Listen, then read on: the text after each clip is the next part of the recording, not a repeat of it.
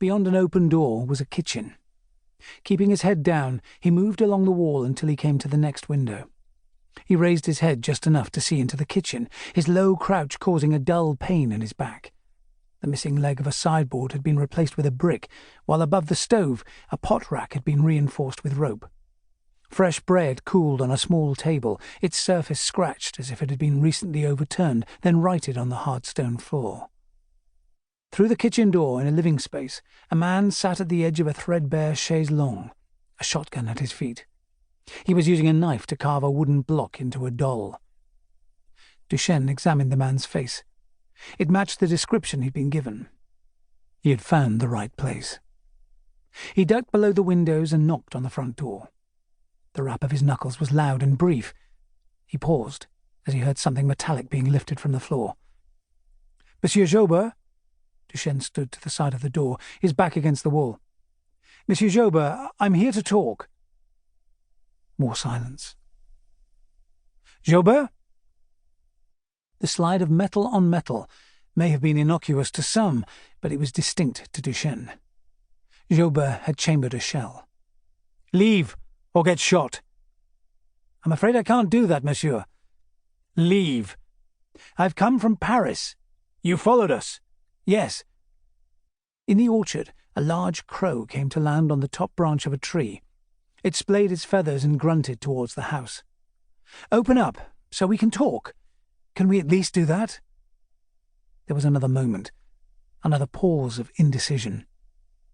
He could hear whispering, Joubert and the woman.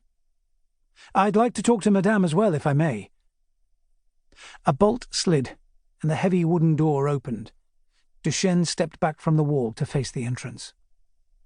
Joubert was as he'd been described, his beard dishevelled, eyes dark. As with so many during these fraught times, he was struggling, desperate. He held the shotgun, its barrel pointed squarely at Duchene's chest. It had a short barrel, an empty bayonet adapter. It had been reconfigured for close-quarters combat. "Your father's?" "What?" "The trench gun. Your father's?"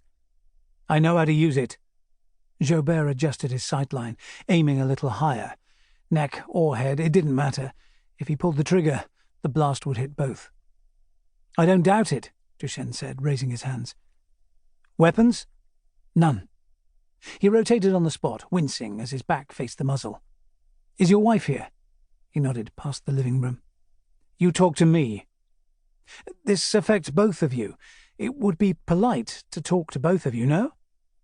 On the far side of the living room was another open door.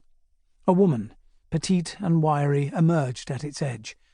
Much like her husband, she showed the worn lines of sleep deprivation.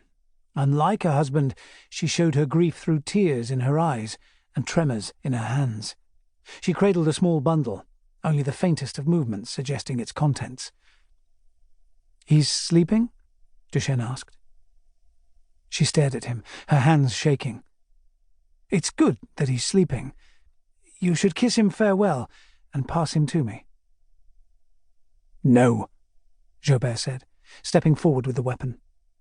Duchene took a step back. "I'm not here to cause trouble." Joubert stepped forward again. "You want to take the boy? That's trouble."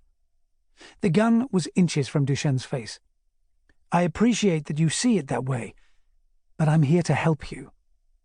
Joubert whistled through a sneer. "Shoot him!" the woman whispered from the doorway. Duchene held his hand up.